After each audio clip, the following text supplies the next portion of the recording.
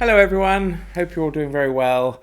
I had a lovely surprise today. I looked at the my Goodreads and found that as of yesterday, I'd read 51 books. 51 books already this year. So that's a nice number. I mean, it's probably quite pitifully small compared to some of you, but for me, that's not bad going at all. So I thought, as we are kind of near the midpoint of the year, I know there's the whole of June to go, but I thought, 51 was a nice kind of round number. So I thought I would actually look at what would be the top 5 novels that I've read this year. Hello, everyone. Welcome to and welcome back to my channel, Book Time with Elvis, with me, Mark, and also with Elvis, who's down here beside me. But he, of course, as often the way with him, is not appearing on camera. Are you?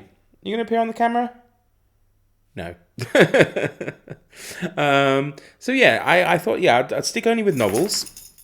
And the criteria, if you like, would be excluding anything I have reread. So they're brand new to me. I mean, they're certainly not brand new to the world, but So I thought, let's start with the first book of the year that I attempted. Actually made the list. And it's probably no surprise to anyone who watches this channel, but the first best novel, or first best novel of 5. No, I can't even speak, can I? The first in the top 5 novels that I've read this year is Victor Hugo's Les Miserables, which I read throughout January and February. It did take quite a while. I did it as a buddy read with Summer from Sterling Reads, Sonia Devaney, one of our subscribers, and also Sean D. Stanfast. So Sean seemed to have read it probably in the space of a week. It is a giant book, but it is a fantastic story. This is a wonderful translation by Christine Donaher. It's the Penguin Classics, or Penguin Classic Deluxe, actually, this one.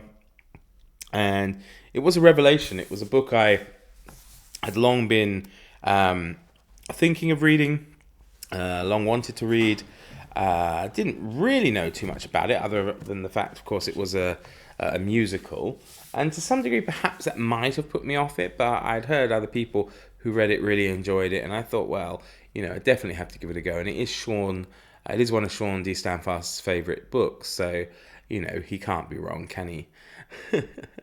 It's daunting.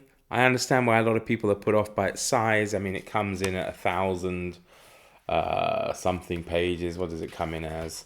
Let's have a quick look. So it's like 1,300 and something pages, but it doesn't feel like it. The chapters are really short, and I think that really makes things go faster. There are a lot of tangents and deviations from the story. There are essays in here. There's all sorts. It's a really remarkable work, and I think it's one of those works you can revisit time and time again, and you'll always find something new to take away from it. I mean, it's definitely going to be a reread. It was a really remarkable book, and if you have been thinking of reading it, but you've been put off by the size, don't be. Pick it up, give it a go. You'll not be sorry.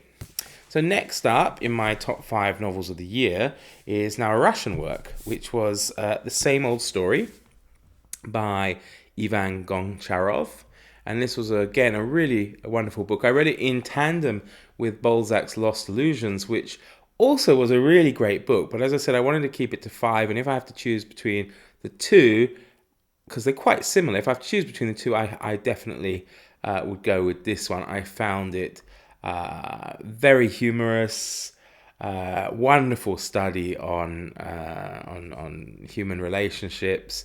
The characters were interesting and kind of fun, actually, and the relationship specifically between Alexander, the main character, and his uncle Peter, absolutely wonderful. I mean, a large part of the book is given over to their conversations, which are just they really hold your attention. And it is, yes, a book of lost illusion, but it's not a depressing one.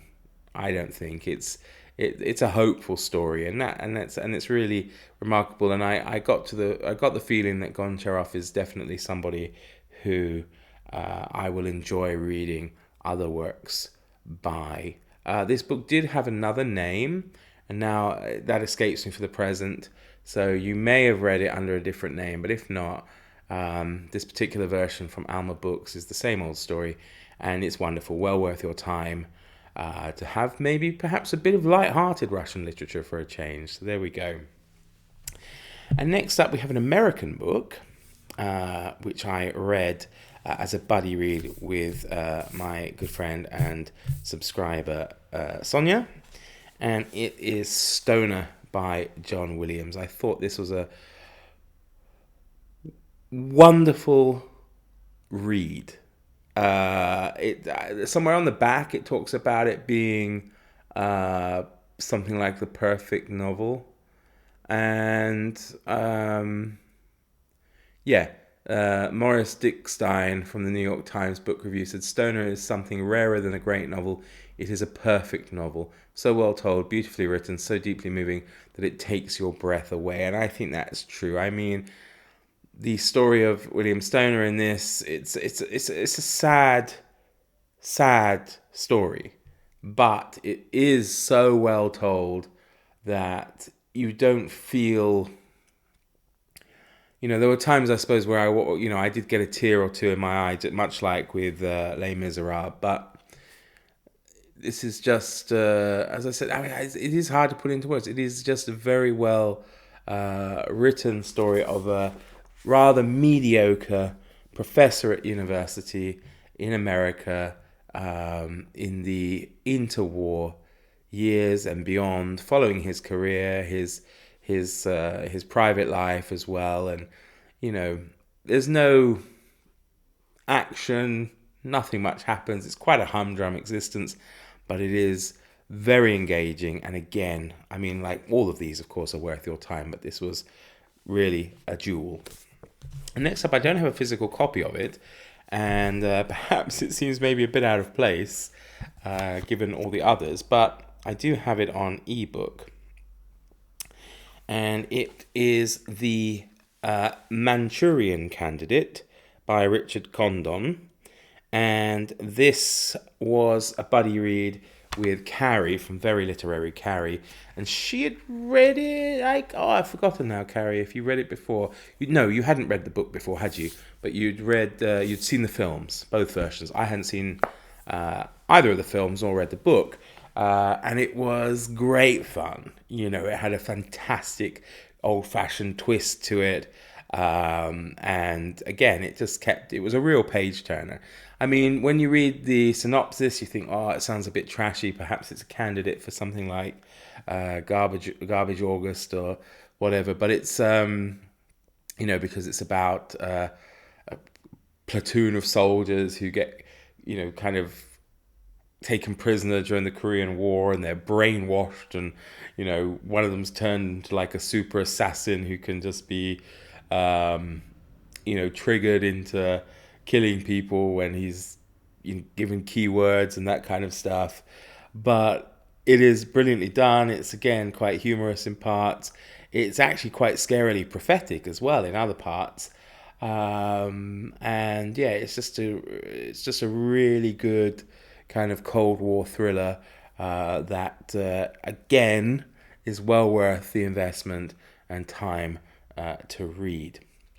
And the last book of these top 5 novels is also the last book that I've read so far this year. So it's nice to kind of be able to begin the list with the first book that I started reading at the beginning of 2023 and end with the most recent book that I finished yesterday. And that was Josephine Tey's The Daughter of Time, which I did in a buddy read with Shelley Swearingen. And we had great fun. I mean, it's not a very long book.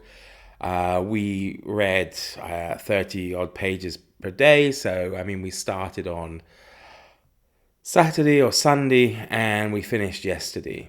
So it only took a few days, but we both really enjoyed it. It's my first, and I believe Shelley's first foray as well, into Josephine Tey's work. It is her most famous book. However, it's, I believe, the 4th or 5th book of a series, Inspector Grant series, although this is a standalone. I'm pretty sure you can read it without having read anything else. It follows the story of Inspector Alan Grant, who finds himself in hospital with a broken leg. He's bored out of his mind. A friend of his brings him a load of portraits of people.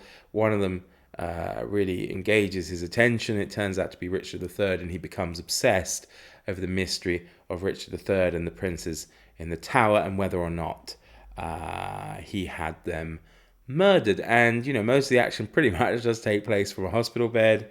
It's extremely well crafted, very modern actually, I think, in its style, and just a charming read. And Josephine Tey puts forward a very convincing argument. I mean, I had been aware over the fact that Richard III may not have been the person responsible for the deaths of the princes, but if the research that Tey's put into this book, if the evidence she presents is factual, as I say, this is a novel, but there's a lot of factual information in there. I believe it is really well researched, and if it is the case, then it's a book worth reading, for mystery fans as well as history fans. And yeah, it was thoroughly wonderful. And I recommend it to anyone. And I think, at this size, I mean, what is it, 211 pages, 212 pages? Give it a go. You'll not be sorry. I'm pretty sure of that. Even if you're not a huge history fan, I think you'll be surprised at how well this book is done. So those are the top 5 books or top 5 novels of 2023 so far. Now, there were a lot, as I say, I could have put on the list out of 50. I mean, a lot were left out, such as Lost Illusions or Charterhouse of Parma, Forsyth Saga, but of course some of them are rereads, and others just, if I had to choose 5, I'm glad I gave myself and stuck to that, and I think I've done justice to you as well by choosing these 5, because you've read some of them, you may not have read all of them, and hopefully it's given you something to think about, and my recommendation may encourage at least one or two of you to pick up one or two of these books. Thank you ever so much for watching. We'll be back soon. Do take care, everybody. Bye for now.